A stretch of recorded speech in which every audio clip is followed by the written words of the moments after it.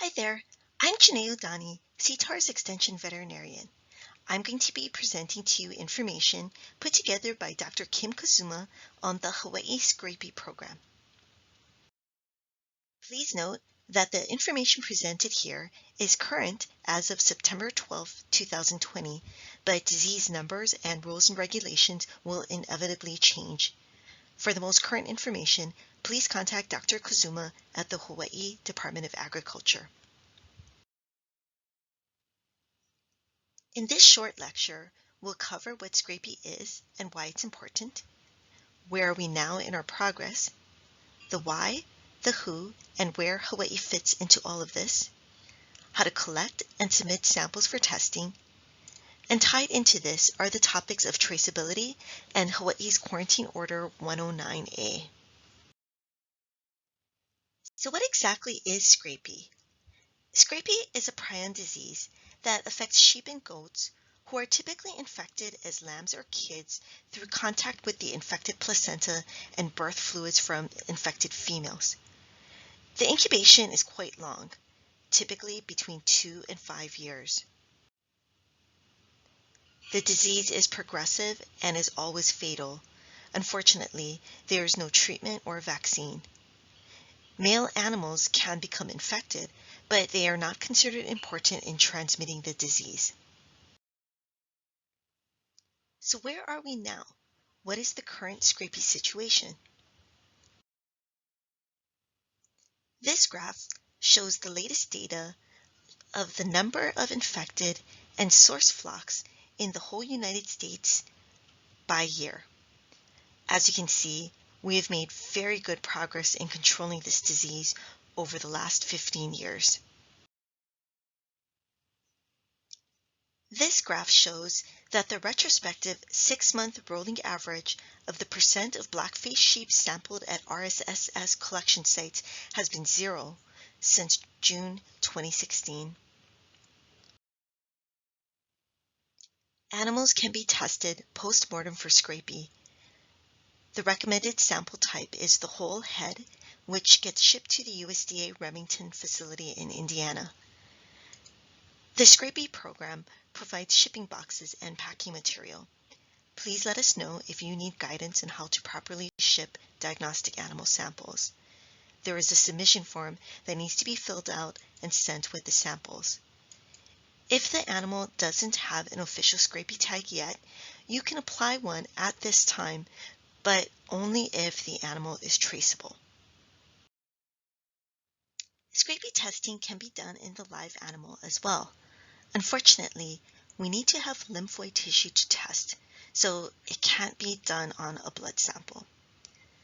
Two of the ways that we can do this include the third eyelid biopsy and the rectal biopsy. We can biopsy the conjunctiva of the third eyelid as shown in this first photo, but the rectal biopsy, shown here below, is actually the preferred sample. This image shows a close-up view of the lymphoid tissue at the junction of where the skin of the perineum meets the moist pink mucosa of the rectum. This is the area that we'll be targeting when we do the rectal biopsy sampling.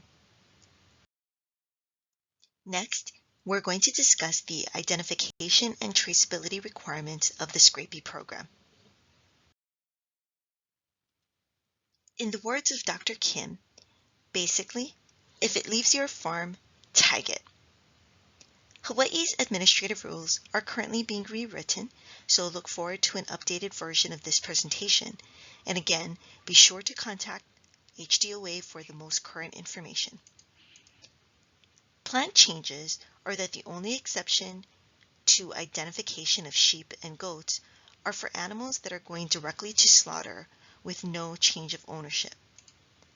This means that sheep and goats will both need to be officially identified to the farm of origin. DC-44 forms from the HDOA will need to be issued and move with the animals. This slide shows the USDA decision flowchart for Scrapie tagging.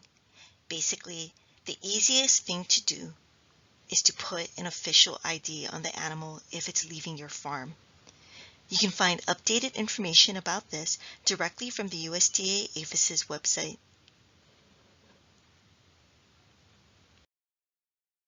Now, we're going to cover what is an official ID. The most common type encountered are ear tags. However, they need to be USDA approved or provided by the USDA, and they will have the US shield on it. Registry tattoos and electronic IDs such as microchips can also be used. However, only the 840 IDs are approved.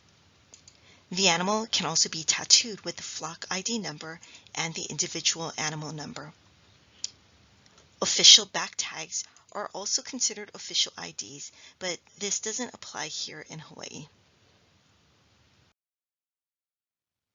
So remember, official ID tags always have the US shield on them and have a unique ID number that are regulated by the USDA. This number helps us to trace animal movements for disease investigations. Further information can be found on these websites. On this slide, we have an example of a registry ear tattoo along with the breed registry certification. A common question that we get is, can sheep and goats be moved interstate without official ID? Well, each state is responsible for determining the ID requirements for animals moving intra or within the state.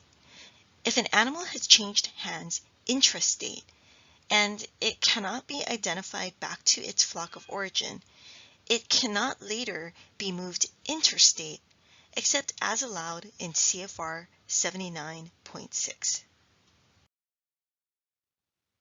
And then the next question is, so what is CFR 79.6?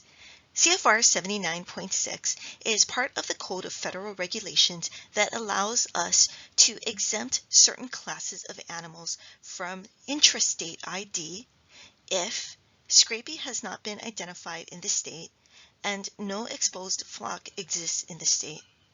This includes commercial goats, commercial whiteface sheep, and commercial hair sheep. This is where the Hawaii program currently stands. Hawaii's goals were to test 105 sheep and 40 goats for Scrapie. If you would like to have your animals tested, please contact Dr. Kazuma to discuss. Thank you for watching this video.